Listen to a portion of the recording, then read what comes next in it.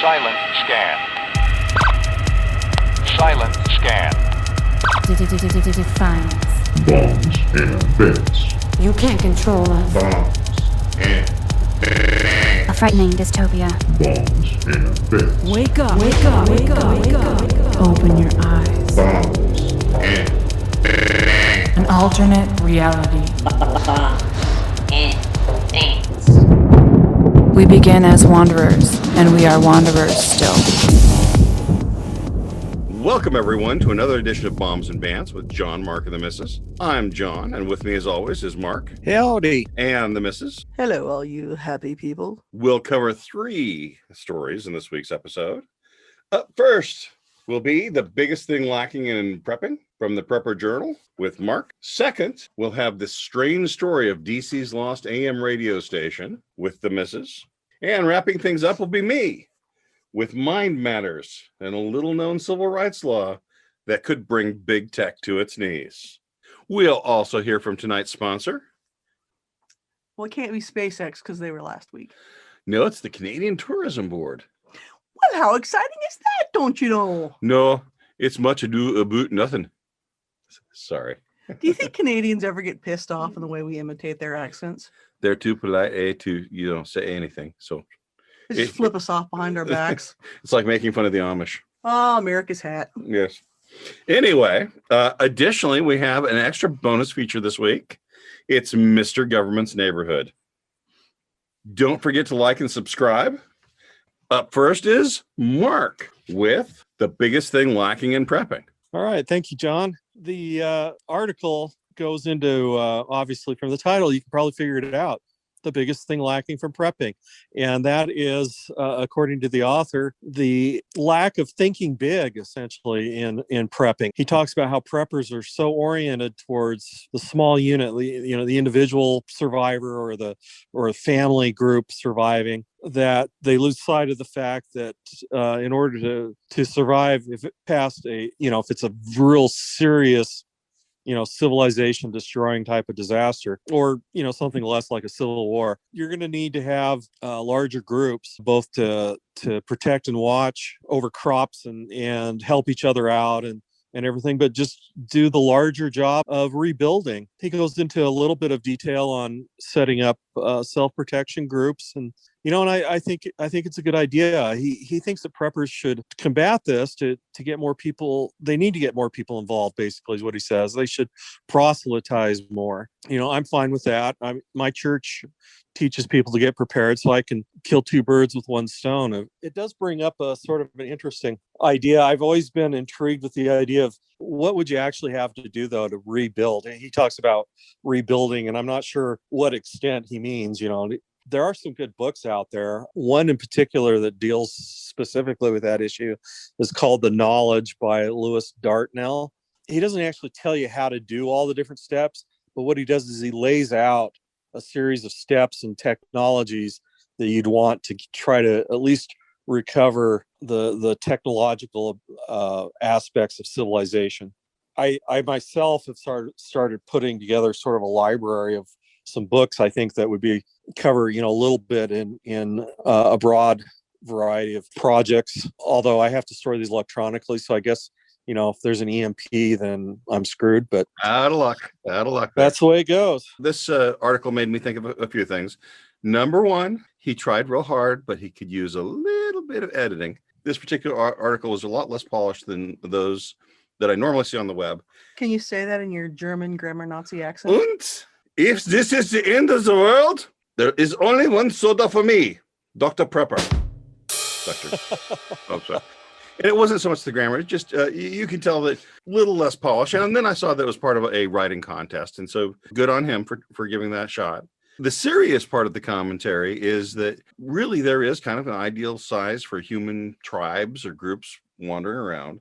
And that size is probably somewhere between 75 and 150. You can know everybody personally and you can interact with them, and everyone can have a meaningful place in the group. To a prepper, every cloud does have a silver lining, except mushroom clouds. That's strontium 90. And vegans.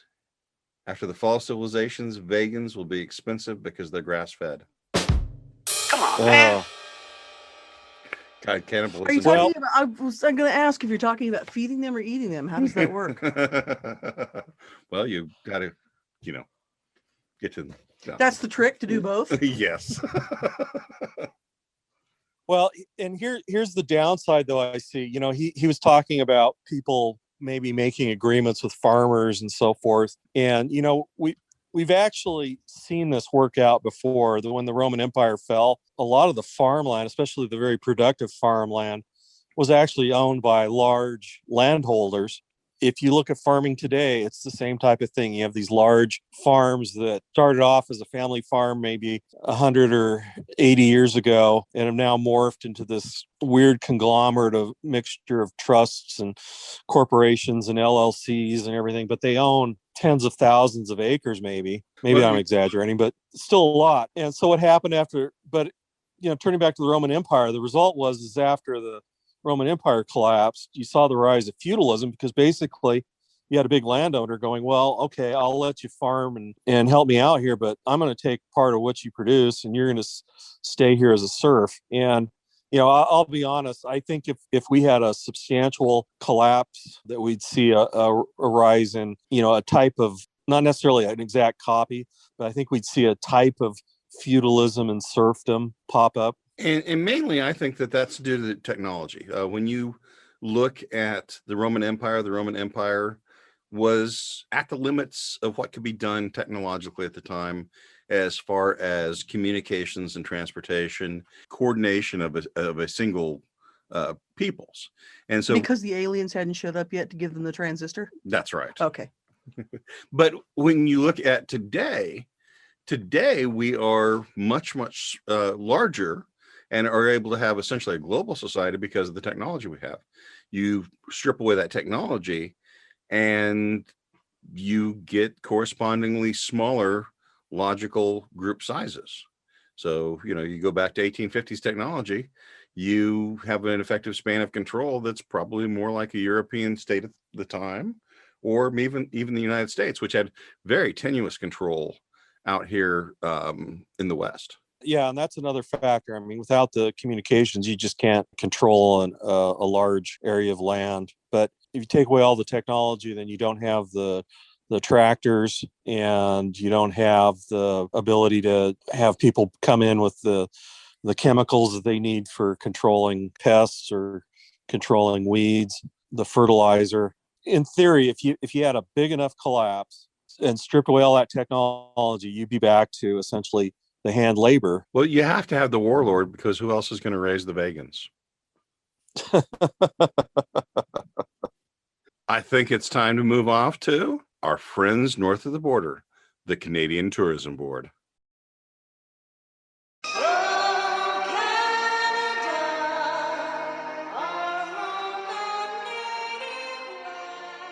Good day, I'm Prime Minister Trudeau, and this is my wife. Say hello. Hello, Welcome to the commercial about why you should come on up to Canada. First, you can meet the other tourist. He's in Montreal, Second, you can stay in one of our cozy COVID isolation camps. Luxury hotels. It's only for a month or two until we're sure you're clean enough to come into Canada. Third, you can come stay a week with me in the Prime Minister Amusement Park and Restaurant. It's where I spend most days, playing with the toy trains and the converted Chuck E. Cheeses. If you're the first from your culture to come and visit, I'll dress just like you so you can feel comfortable. And if your skin is a little bit darker, I'll paint mine just to match yours to show I care. Fourth, you can wax a moose. You'd think that would make them angry, and you'd be right. Why would you want to wax a moose? Why wouldn't you want to wax a moose? Fifth, you can practice our national sport, extreme curling, where we sweep ice in front of a big heavy disc. It's more exciting than golf because our players are required to drink while they do it, and they have knives. Sixth, David Cronenberg, Canada's Poet Laureate. You can spend a weekend working with him on a screenplay. Remember, we Canadians don't know everything about sex, but David Cronenberg just might. Remember our slogan at the Canadian Tourism Board. We're nice and polite in Canada, But that's just so you don't figure out we're actually mutants that live underground and have a nuclear stockpile as well, as an advanced bioweapons program so we can invade the United States if another ice age comes. Looking forward to seeing you,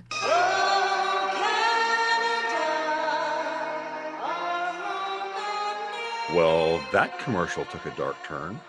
I thought the Canadians were nice. Who knew? All right, up next, our second story. The strange story of DC's lost AM radio station still transmitting inauguration road closures from 2013. Well, it's important for the time travelers. When you go back to 2013, you need to know where the roads are going to be closed. Well, the essence of the story, and the story was on thedrive.com, written by a guy named Rob Stumpf. I'll make sure I pronounce the P and the F at the end of his name. Let me get that right. So the essence of this story is that there was a Washington, D.C. AM radio station that has been broadcasting the same traffic report since 2013. And no one really seems to know why. It was a low power station because it couldn't be heard in all parts of the city equally. They weren't sure really where it was coming from. Naturally, the government got involved and they called the FCC. So the FCC got their top men on the case. Verdict by the FCC was that someone forgot to turn the switch off. They thought this was probably a bunch of kind of dummy stations that were set up just for the inauguration. They were low power. The terms of their licenses, actually, they were kind of long because apparently their licenses for these stations expired sometime this year. So, they had the license for 8 years. But it was probably just kind of a dummy station run automatically, powered by a backup solar panel, and it just never got switched off. Yep. It's kind of a lost technology at the end of time, still telling you, please note that the bridge is closed over the Potomac River. Please prepare to take an alternate route. Well, it just made me think that is a really long time for a board op to fall asleep. Well, though not unheard of. That's true. Well, now I will tell you, I did just read the other day about a letter that they'd found in Germany, 110 years old. Opened it up. You'll never guess it was an acceptance letter to an art school. Yeah. Shocking. Wonder if I guess that never would have changed the world, right?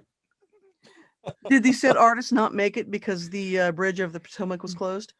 Well, did he have some trouble getting into Moscow? He did. Okay. but this also shows another truism of the world: who listens to AM?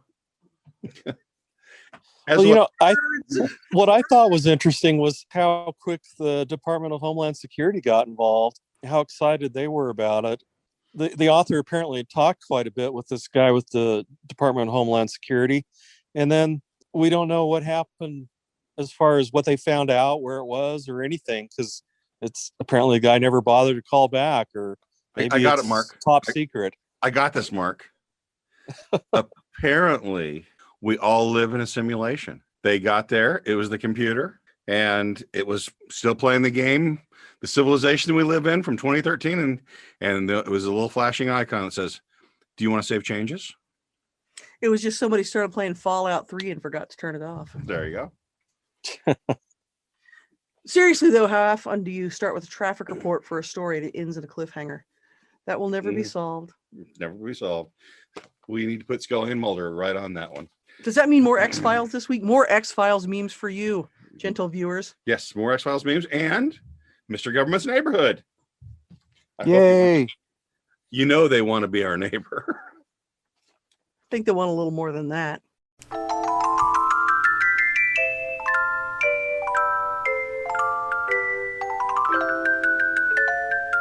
Howdy, citizen. Hang on while I get a little more comfortable. You don't mind that, do you? I thought you wouldn't. I love putting on my gloves. These ones are extra special. The knuckles are hardened plastic, so if you strike something really hard, you don't get hurt. Can you say plastic? I thought you could. Oh, I wonder who it could be knocking. Let's go see. Hi, Mr. Government. It's me, Minister of Internal Security, McSquealy. Hi, Minister McSquealy. Why don't you come on in? Thank you, Mr. Government. Heard from any good confidential informants lately? Sure have, and I also have had great luck monitoring telephone conversations. Do you have any advice for the children out there, Minister McSquealy? Children, if your parents have ever said anything even slightly bad about the government, it's your duty to report it. It's for their own good. Wow. Thanks, Minister McSquealy. Well, that's all the time we have this week, children. Next week, we'll meet up with King ATF and Queen FBI to see how their kingdom is going.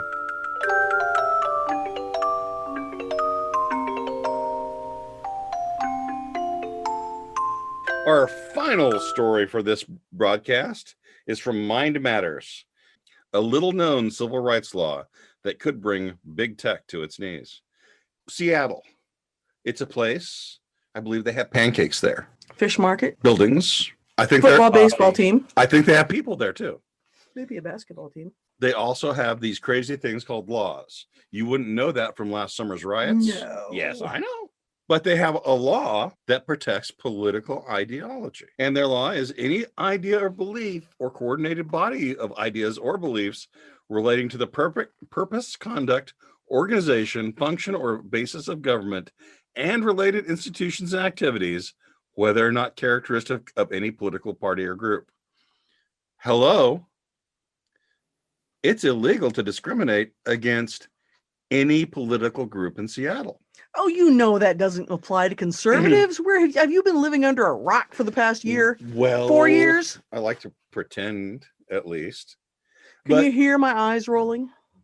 But so when Amazon took Parler off because they didn't like Parler's ideology, Parler can now sue Amazon for exactly that, for being against their ideology. And that to me is pretty powerful because Amazon is there. They're absolutely vulnerable to these lawsuits. And it would just be amusing as heck to watch them get sued. Now, you and I both know that this was probably put in place to protect Marxists. And as such, it was kind of ineffective since most 17-year-olds don't have lawyers. They'll come up with some other excuse. I mean, they'll just be saying, well, we took Parler off because they violated a term of service that was not related to a political party or viewpoint. So are you saying that my jokes and civil rights in 2021 have a lot in common? Only certain people get them? Absolutely. Correct. Well, I just wish for an older, happier day. You know, when we had sitcoms, like that sitcom about civil rights back in the early 2000s, Malcolm X in the middle.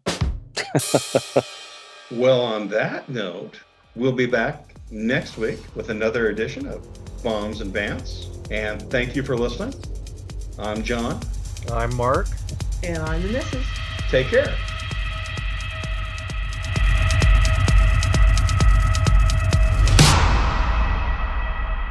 Y'all come back now, you hear?